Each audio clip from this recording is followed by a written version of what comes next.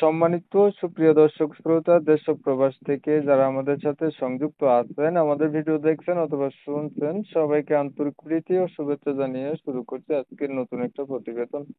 বন্ধুরা, আমার সাথে একটা মিষ্টি আপু আসে তার জীবনের গল্প কথাগুলো শেয়ার করার জন্য আপনাদের সাথে আসছে সামনাসামনি। আসলে উনার বিষয়টা কি, উনি কেনই বা প্রতিবেদন করতে বাধ্য হইলো, বিস্তারিত ভিডিও জুড়ে আলাপ থাকবে। আপনাদের হাতে যদি সময় থাকে ভিডিওটা যদি না টেনে কন্টিনিউ করেন তাহলে বুঝতে পারবেন অথবা জানতে পারবেন।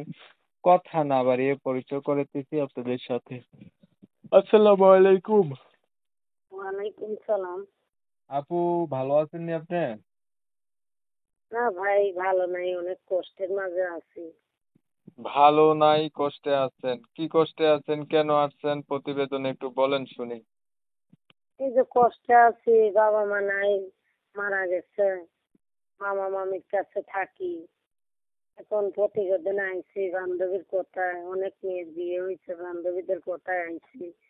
যদি ভালো একটা লোক পাই তাইলে বিয়ে শাদী বসে তার লগে চলে যেতাম। অনেক কষ্টে আছি, গার্মেন্টসে চাকরি করি, অনেক কষ্ট করে খাই।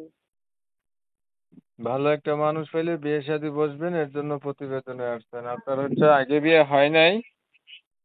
না, আমার বিয়ে হয়নি। পরিবারে আমার আছে কে বয়স কে?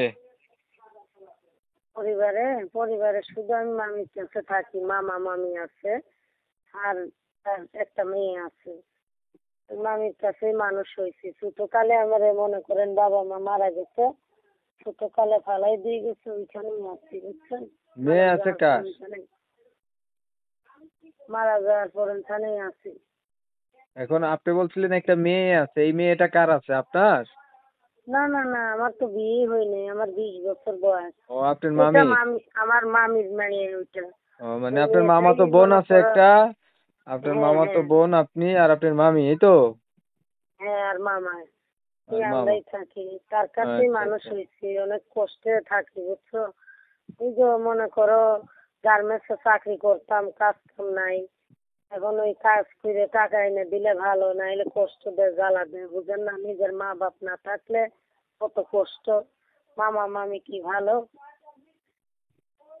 অনেক অসহায়, এর লেগে আমি এখন প্রতিবেদন এখন আইছি। এখন বিষয় হচ্ছে কি, আপনি লেখাপড়া করছেন? লেখাপড়া কিছুটা হালকা পাতলা করছি, অল্প। ছোটকালেই তো বাবা মা মারা গেছে, ছোটকালে মারা গেছে বাবা মা।